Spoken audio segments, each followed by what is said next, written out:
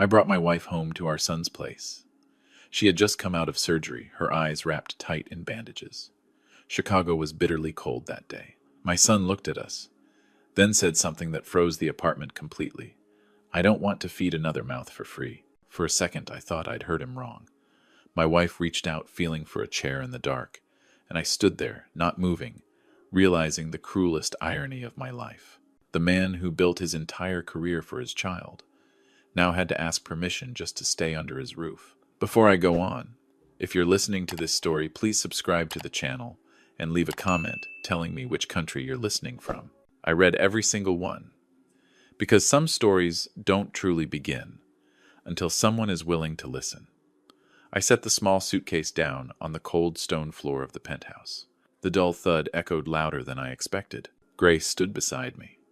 Her eyes were fully bandaged, her thin hand reaching out, searching for familiar space.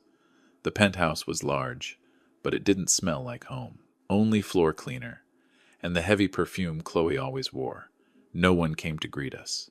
I led my wife farther inside, step by slow step. I remember that moment clearly, because my son's words at the door were still ringing in my head.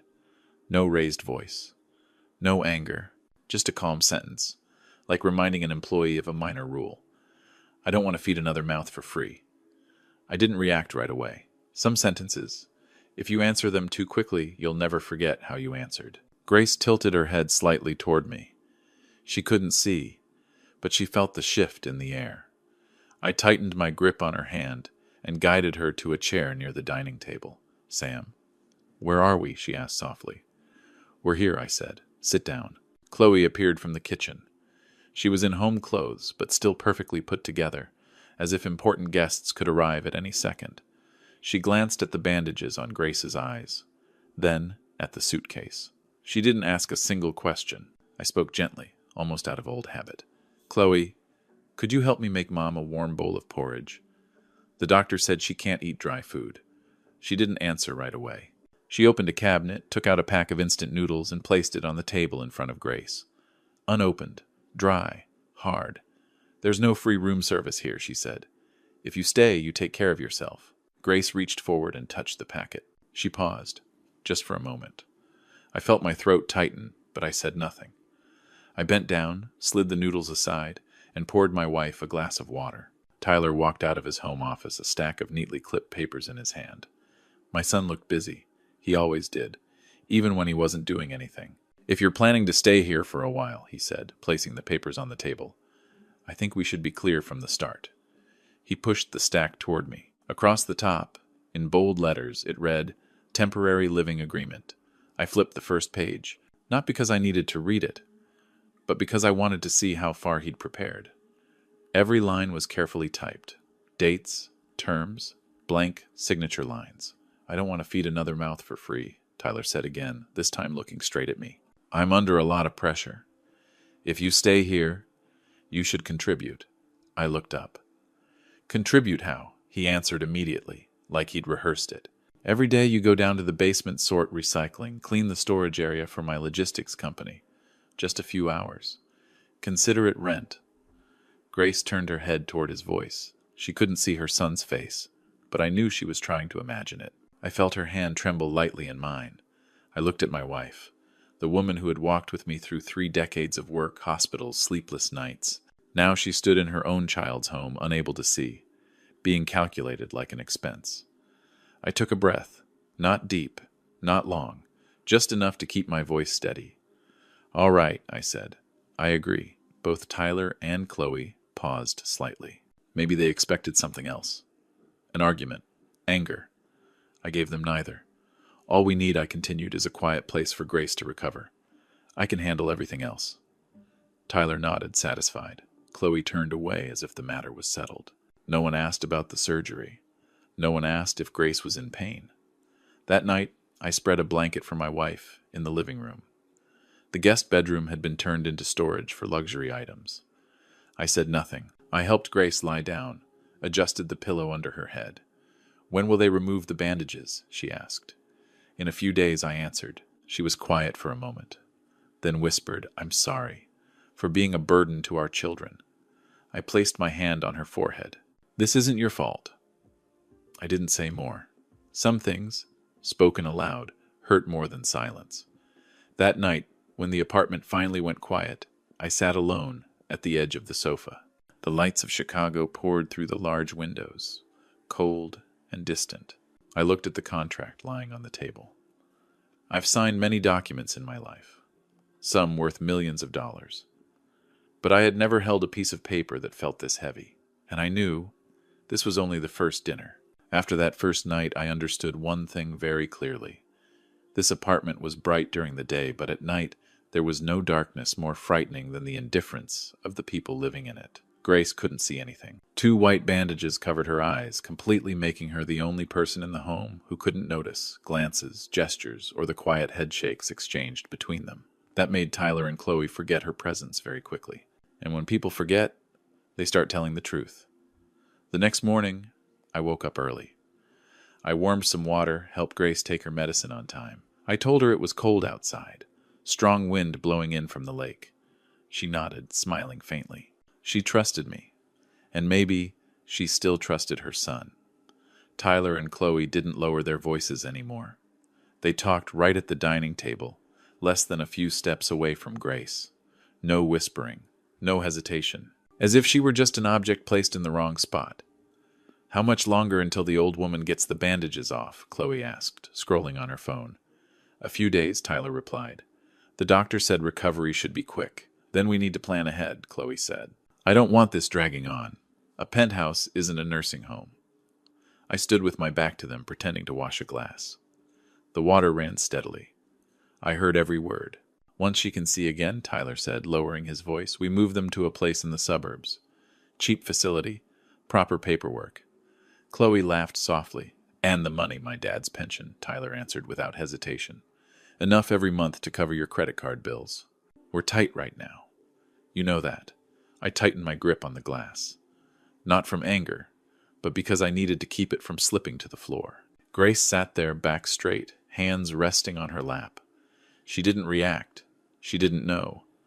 And that made me feel colder than the wind outside the window. That evening, as I helped Grace change her bandages and get ready for bed, I reached into my jacket pocket. The small voice recorder rested neatly in my palm. I'd carried it for years, an old habit from my previous line of work. I never thought I'd use it on my own family. "Are you uncomfortable?" I asked her. "No," Grace said. "Just a little tired." I slipped the recorder into the pocket of her sleepwear in a place I knew wouldn't bother her. I moved slowly, gently. "Sam," she said, "you're worried about something." "I just want to make sure I remember everything correctly," I replied. She stayed quiet. She always did when she wasn't sure of the answer. That was how she showed respect. In the days that followed, I started going down to the basement just as promised. Tyler's storage area sat beneath the building, large and sealed off. I worked quietly, sorting trash, organizing boxes. I let them believe I was paying my living fee. At night, I returned to the living room and turned on the recorder. The first time I listened back, I had to stop halfway through. Not because the content was new, but because of the voices. My son's voice, clear, calculating without hesitation. Chloe's voice, cold and quick like she was choosing items from a menu. They talked about timing, about paperwork, about how to close off every possible way the 2 old people might resist. No one mentioned Grace's surgery. No one asked if she was in pain. In the recordings, their parents were referred to only by convenient terms. The old folks, those 2, the problem. I sat, listening under dim light. I didn't get angry. I didn't slam the table. Something else was happening inside me. A deep, heavy silence. Very familiar. It was the same state I used to enter when I had to cut away an entire system to save what remained. I realized a simple truth. Tyler didn't lack money. He lacked boundaries. And Chloe didn't fear guilt. She only feared inconvenience. One night, Grace held my hand as I was about to stand up. "Do you hear them arguing?" she asked. "No," I said. "It's just the wind." She nodded. But I knew she didn't fully believe me. People who can't see. Listen very carefully. And there are sounds you don't need ears to recognize. I listened to the final recording just before dawn. In it, Tyler said something I will never forget. "He taught us to look far ahead," he said. "Now, he can't see anything anymore.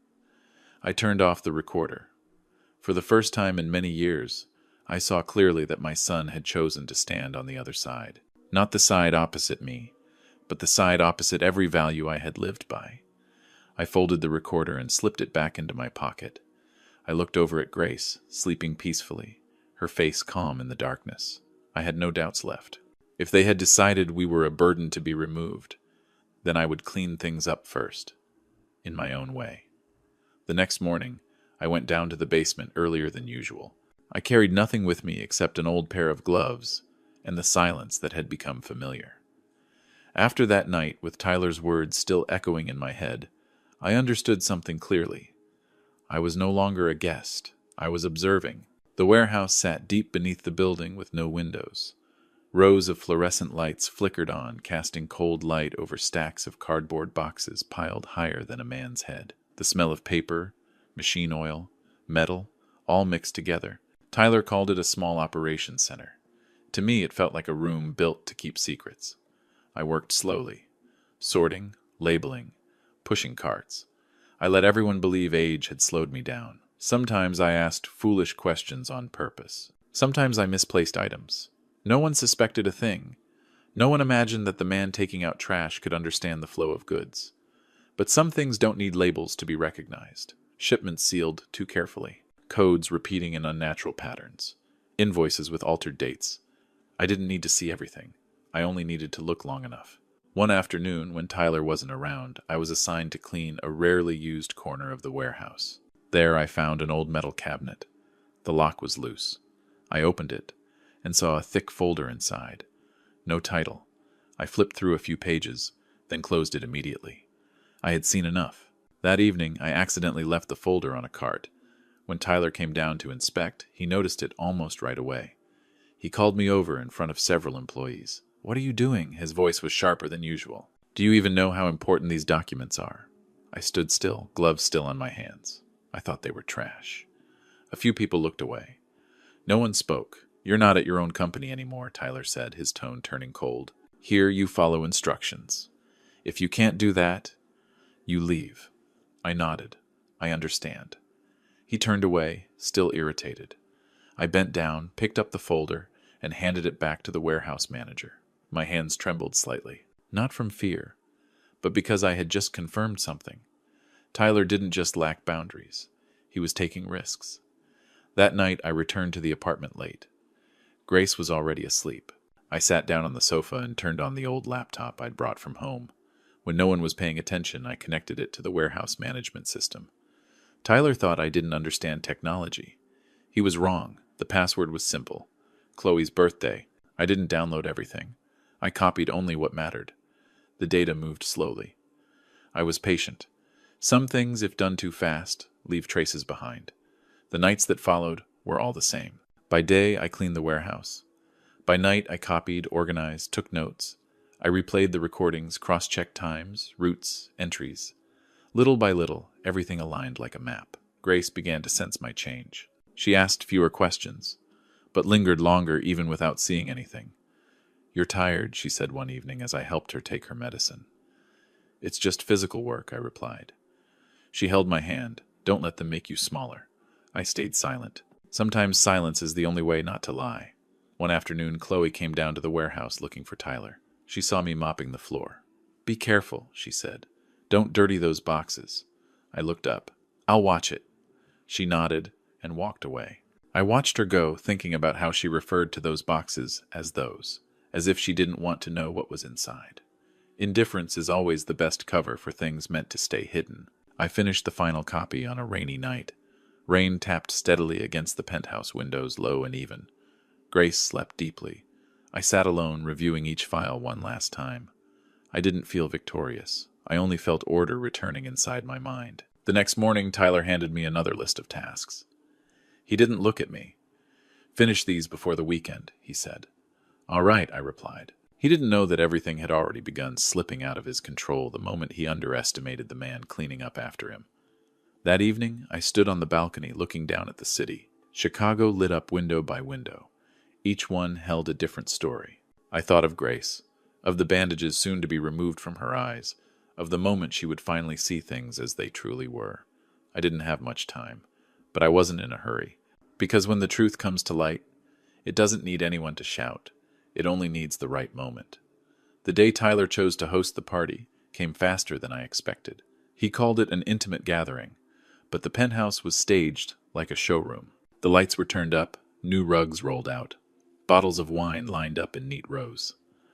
I watched it all from the balcony where winter wind slipped through the doorframe carrying that familiar dry cold. That same day, Grace had her bandages removed. In the morning, I took her to the hospital. The doctor worked slowly, carefully.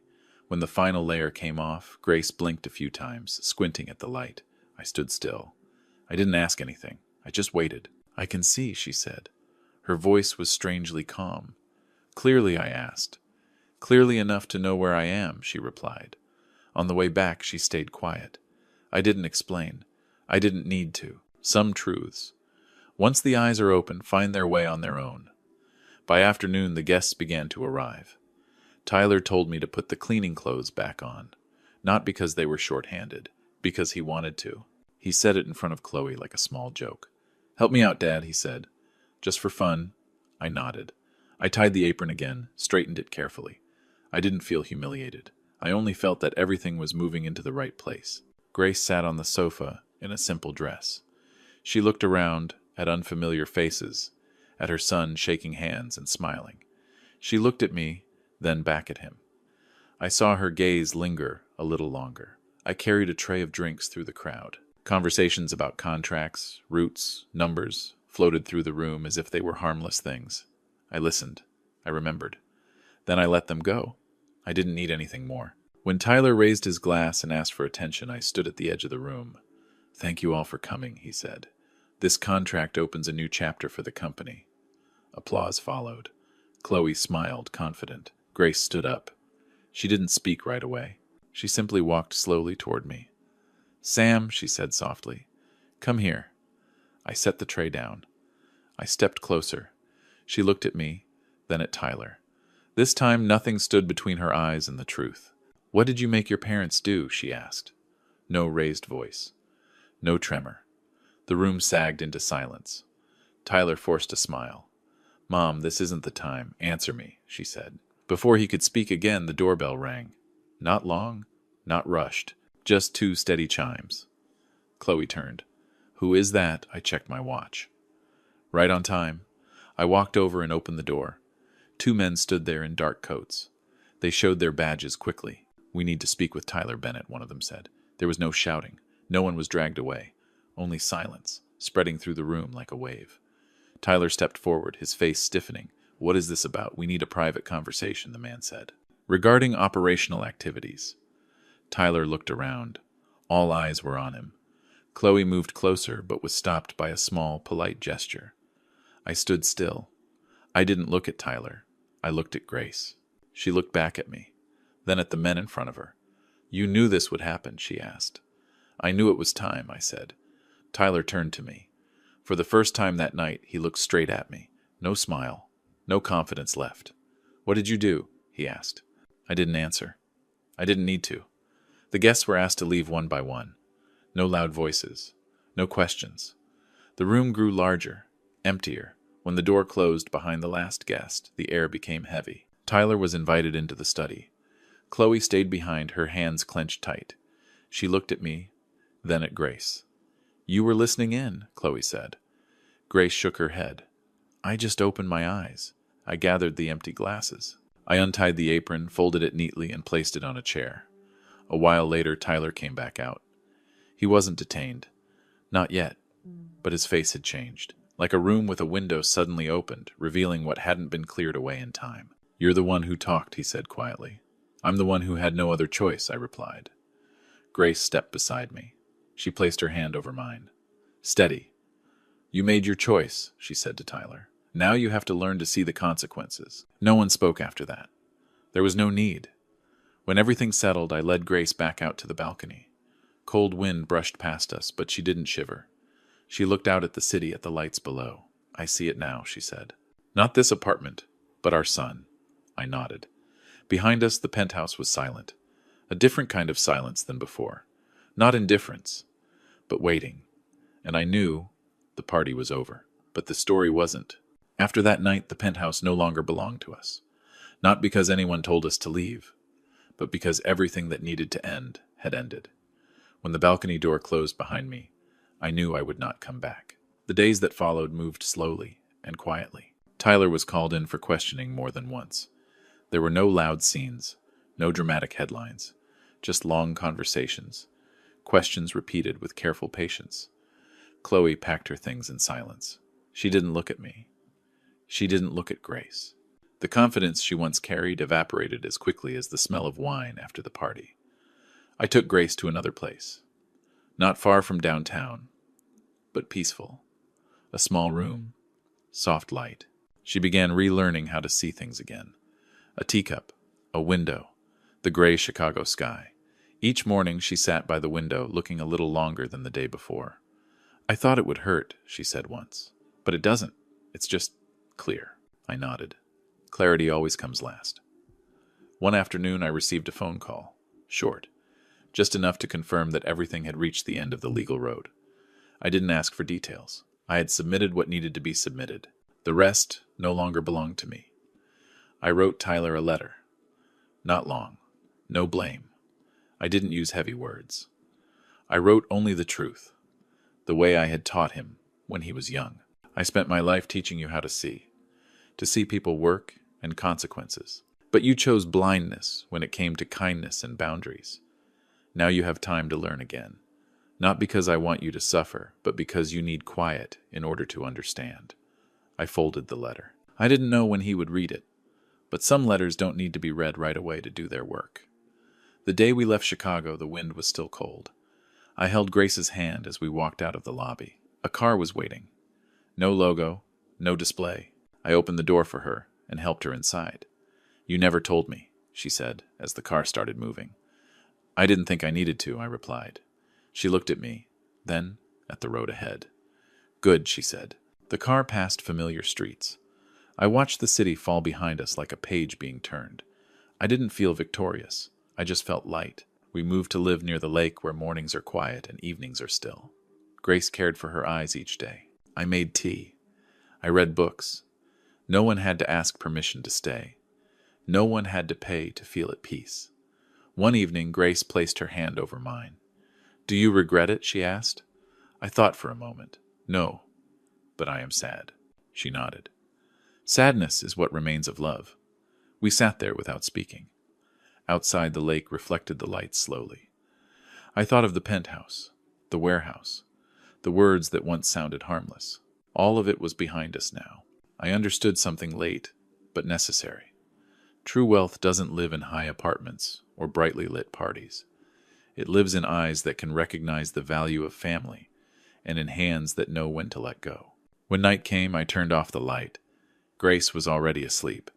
I sat a little longer, then stood up and closed the window. The wind outside was still cold, but inside, it wasn't. My story ends there. No noise, no judgment, just one door closing, and another path opening quiet enough for two old people like us to live the rest of our lives with the clarity we deserve. If you've listened this far, thank you for giving your time to my story. If this story made you pause and think, please press like to support it. Subscribe so you don't miss the next stories, and share it if you believe there are still people out there who need to hear it. This story isn't about wealth or poverty, absolute right or wrong, or winning and losing. It reminds us of something simple. Family is not a place to calculate profit. It is a place to preserve dignity and kindness. When people lose the ability to see the value of their loved ones, they may own many things and still be poor inside. Thank you for listening. May you always keep your eyes clear enough to see what truly matters in your own life.